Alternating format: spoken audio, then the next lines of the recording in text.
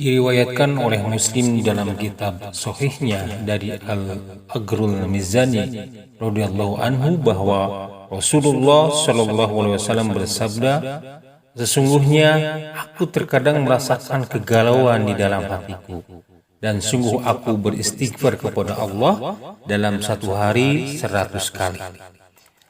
Kemudian diriwayatkan oleh Abu Daud di dalam sunannya dari Abdullah bin Umar berkata, "Sungguh kita menghitung bahwa Rasulullah Shallallahu alaihi wasallam 100 kali mengucapkan Rabbik firli wa tub alayya innaka antat tawwabur rahim." Ya Allah, ampunilah aku dan berilah taubatmu kepadaku, sesungguhnya engkau maha memberi taubat dan maha penyayang. Syekhul Islam Ibnu Taimiyah rahimahullah berkata, seorang yang selalu berada di antara nikmat Allah Subhanahu wa taala yang wajib disyukurinya dan dosa yang menuntut taubat. Dalam kedua perkara inilah seorang hamba menjalani hidupnya setiap hari. Manusia senantiasa hidup dalam nikmat dan karunia Allah Subhanahu wa taala, dan manusia senantiasa butuh kepada taubat, istighfar.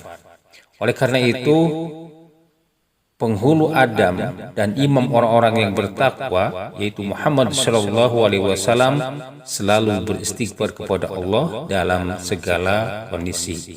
Maka oleh karena itu, para ikhwan sekalian, selayaknya bagi kita, apalagi kita sebagai hamba yang senantiasa tidak terlepas dari kehilafan, maka seyogianya kita lebih memperbanyak istighfar di dalam kehidupan sehari-hari kita, di dalam kondisi apapun.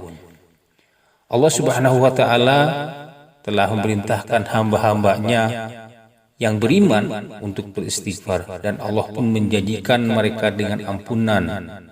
Allah Subhanahu wa taala berfirman, "Wastaghfirullah innallaha kana ghafurur rahima." Dan mohonlah ampun kepada Allah, sesungguhnya Allah Maha Pengampun lagi Maha Penyayang.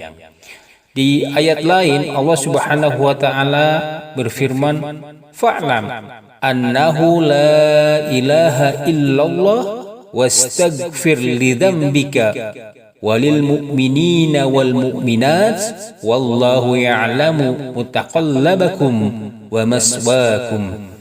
Maka tahuilah bahwa sesungguhnya tidak ada Tuhan yang hak melainkan Allah, dan mohonlah ampunan bagi dosamu dan bagi dosa orang-orang mukmin, laki-laki dan perempuan, dan Allah mengetahui tempat kamu berada dan tempat tinggalmu.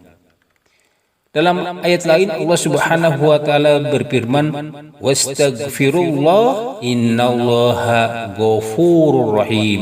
Dan mohonlah ampunan kepada Allah, sesungguhnya Allah Maha Pengampun lagi Maha Penyayang. Para ikhwan sekalian, kenapa kita itu sangat dianjurkan untuk melakukan istighfar? Kita dianjurkan untuk melakukan istighfar karena salah satunya bahwa kita ini sebagai manusia, seperti dikatakan tadi, bahwa kita tidak pernah terlepas dari kesalahan. Selain itu,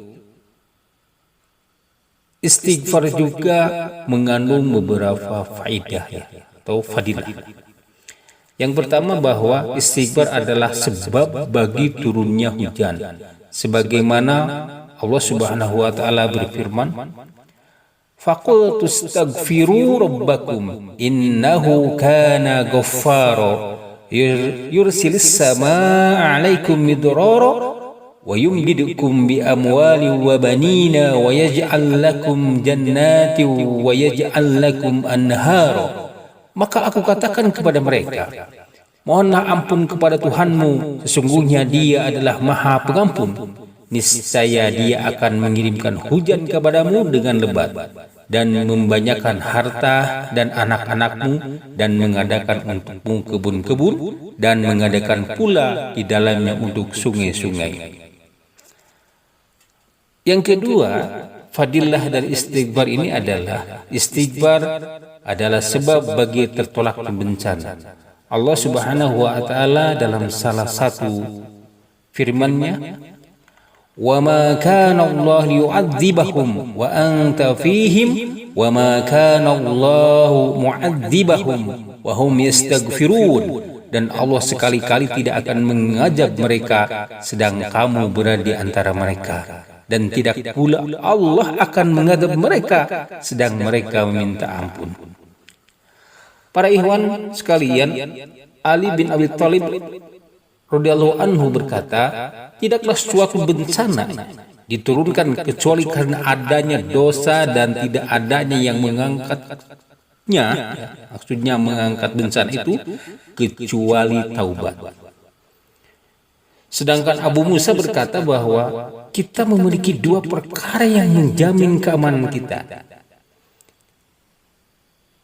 dan telah pergi salah satu dari keduanya, yaitu keberadaan Rasulullah Muhammad SAW di tengah-tengah kita, dan tinggallah istighfar, kata beliau.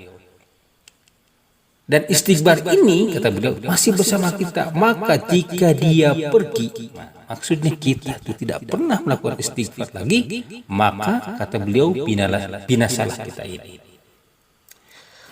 Para ikhwan sekalian, fadilah istighfar yang ketiga ini adalah bahwa istighfar adalah sebab turunnya rahmat Allah Subhanahu wa taala. Allah Subhanahu wa taala berfirman, "Qala ya qaumi lima tasta'jiluna bis-sayyi'at qabla al-hasanat laula tastaghfiruna Allah la'allakum turhamun." Dan dia berkata, "Hai kaumku, mengapa kamu minta disegerakan keburukan sebelum kamu minta kebaikan? Hendaklah kamu minta ampun kepada Allah agar kamu mendapat rahmat." Sedangkan fadilah istighfar yang keempat adalah istighfar adalah penghapus dosa di dalam majlis. Diriwayatkan oleh At-Tirmidzi di dalam sunannya dari Abi Hurairah radhiyallahu anhu bahwa Nabi sallallahu alaihi wasallam bersabda, barang siapa yang berada pada sebuah majlis yang terjadi padanya keributan, lalu sebelum dirinya bangkit dari majlis itu, hendaklah ia membaca subhanakallahumma wa bihamdik asyhadu an la ilaha illa anta astaghfiruka wa atubu ilaik. Maha suci Engkau ya Allah, aku memujimu, aku bersaksi bahwa tiada Tuhan yang berhak disembah kecuali Engkau. Aku minta ampun dan bertaubat kepadamu.